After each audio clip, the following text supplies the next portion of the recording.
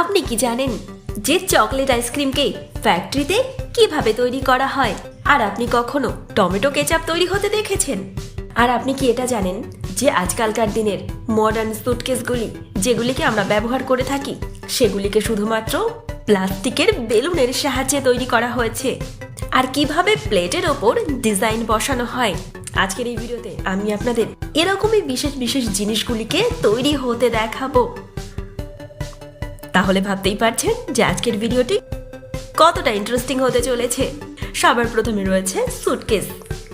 Suitcase আপনি অবশ্যই ব্যবহার করেছেন, আর সুটকেস আজকালকার দিনের একটি প্রয়োজনীয় জিনিস। আসলে এই সুটকেসকে ভীষণ শক্তিশালী প্লাস্টিকের সাহায্যে বানানো হয়। আসলে এগুলি প্লাস্টিকের এক একটি শীট হয়, যেগুলিকে এমন ভাবে গরম করা হয় যে এগুলি গলে যায়। আর যখন এই প্লাস্টিক গলে যায় তখন নিচের দিক থেকে ভীষণভাবে হাই স্পিড হাওয়া দেওয়া হয়, যাতে প্লাস্টিক ফুলে যেতে বাধ্য হয়। দেখতেই পাচ্ছেন যে বেলুনের মতো ফুলে যাচ্ছে। আর যখন এই প্লাস্টিক ফুলে যায় তখন এর নিচে একটি সুটকেসের শেপওয়ালা জিনিসকে রেখে দেওয়া হয়। আর যখনই বেলুনের নিচে এই সুটকেসের ছাঁচ চলে আসে তখনই সঙ্গে সঙ্গে হাওয়া বন্ধ করে দেওয়া হয়, আর এই বেলুনটি ছাঁচের সঙ্গে আটকে যায় আর সুটকেসের আকারে নিয়ে নেয়। এরপর ছাঁচটিকে বার করে নেওয়ার পর সুটকেস তৈরি হয়ে গেল। এবার যেটিকে আপনি দেখছেন, আপনার দেখে মনে হচ্ছে এটি হয়তোবা কোনো লাভা, কিন্তু এটি লাভা নয়। আসলে এখানে কাঁচ তৈরি হচ্ছে, ট্রান্সপারেন্ট গ্লাস। এজন্য সবার প্রথমে বালি আর রিসাইকেল গ্লাসকে অর্থাৎ পুরনো কাঁচকে 1500 ডিগ্রি সেলসিয়াস তাপমাত্রায় গরম করা হয়, যার ফলে গ্লাস এবং স্যান্ড সম্পূর্ণভাবে মেল্ট হয়ে যায়, গলে যায়। এরপর এই লিকুইডটিকে ছাঁচের মধ্যে ফেলে দেওয়া হয়, আর একটুও দেরি না করে এর সঠিক আকার দিয়ে দেওয়া হয়, কারণ দেরি করলেই এই লিকুইড ঠান্ডা হয়ে যাবে আর তখন এর থেকে কিছু বানানো যাবে না। তাই দ্রুত সঠিকভাবে আকার দেওয়া হচ্ছে, যেমনটা আপনি দেখতে পাচ্ছেন। এরপর দেখুন কিভাবে কাঁচের এই সুন্দর জিনিসটিকে তৈরি করা হচ্ছে।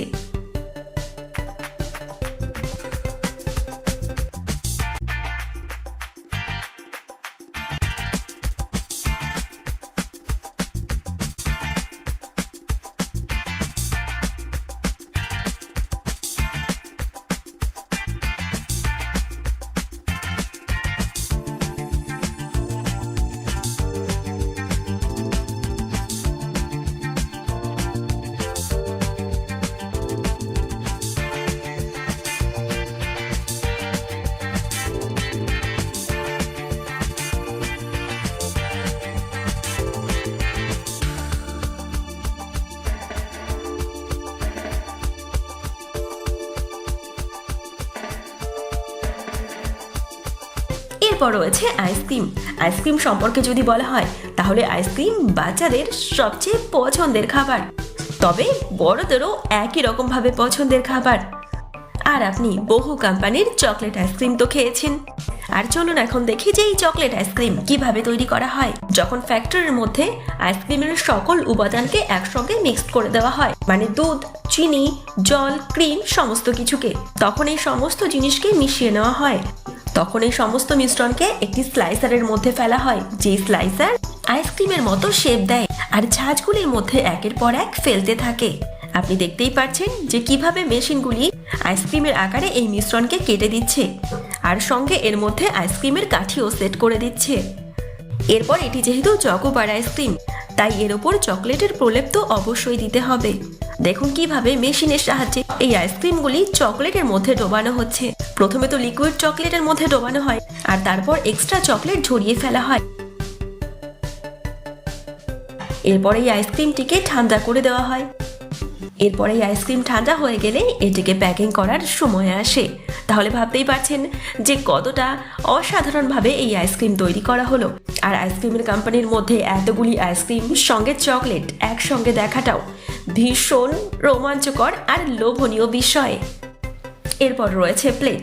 যে প্লেটগুলিকে আমরা খাবার খাওয়ার জন্য ব্যবহার করি, সেই প্লেটে কত সুন্দর ডিজাইন থাকে সেটি তো আপনি জানেনই। এক একটি আলাদা আলাদা প্লেট আর এক একটি অসাধারণ ডিজাইন। কিন্তু এই ডিজাইনগুলিকে কিভাবে ফ্যাক্টরিতে তৈরি করা হয় চলুন দেখি। সবার প্রথমে তো প্লেট তৈরি করা হয় আর তারপর দেওয়া হয় ডিজাইন। কিন্তু ডিজাইন প্লেটের সঙ্গে এত সুন্দরভাবে থাকে যে হাজারবার ধোয়াতেও কখনো ডিজাইন উঠে যায় না। তাই চলুন দেখি যে আসলে এই ডিজাইন কিভাবে এই প্লেটের সঙ্গে অ্যাডজাস্ট করে দেওয়া হয়।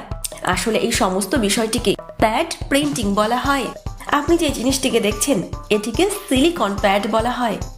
এটিকে একটি স্পেশাল মেশিনের মধ্যে ফিক্সড করা হয়, আর যে ডিজাইনটিকে প্লেটের উপর বসানো হয় সেই ডিজাইনটি আগে থেকেই একটি গ্লাসের উপর প্রিন্ট করা থাকে। আর এই সিলিকন প্যাড এই গ্লাসটি থেকে প্রথমে ডিজাইনটিকে তুলে নেয় আর তারপর বাটি বা প্লেটের উপর বসিয়ে দেয়, যেমনটা আপনি ভিডিও ক্লিপটিতে দেখতে পাচ্ছেন। দেখুন কিভাবে সিলিকন প্যাড সবার প্রথমে ইমেজটিকে নিচের ওপর প্রিন্ট করে নেয় আর তারপর কিভাবে প্লেটের ওপর ছাপাটিকে বসিয়ে দেয়।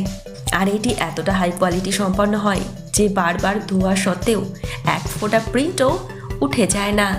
তাহলে ভাবতেই পারছেন যে এগুলি কতটা সুন্দরভাবে তৈরি করা হয়েছে। এবার রয়েছে কেচাপ।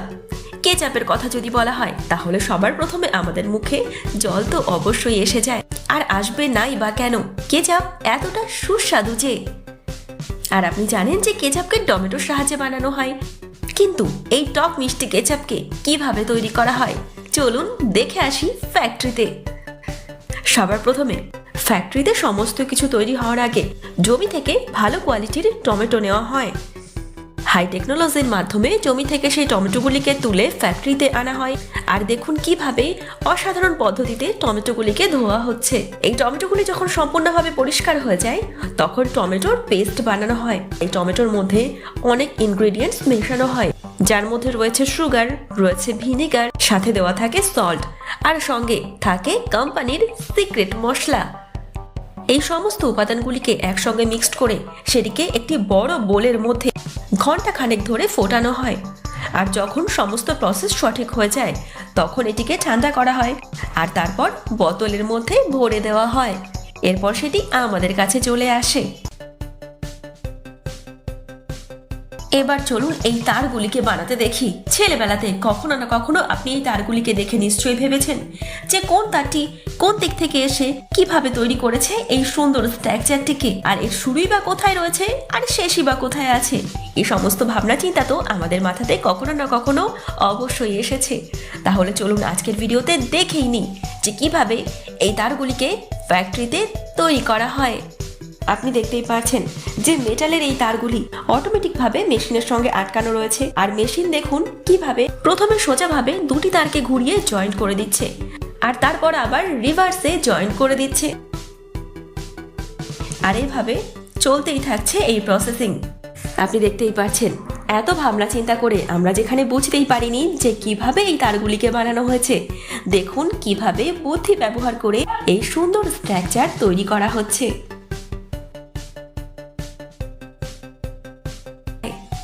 এরপর রয়েছে শুজ। আপনি এই ধরনের শুজ ব্যবহার তো অবশ্যই করেছেন, কিন্তু আপনি কি এটা জানেন যে এই শুজগুলি সম্পূর্ণভাবে হাতে তৈরি করা হয়? তাই চলুন দেখি যে আসলে কিভাবে এই শুজগুলি তৈরি করা হচ্ছে।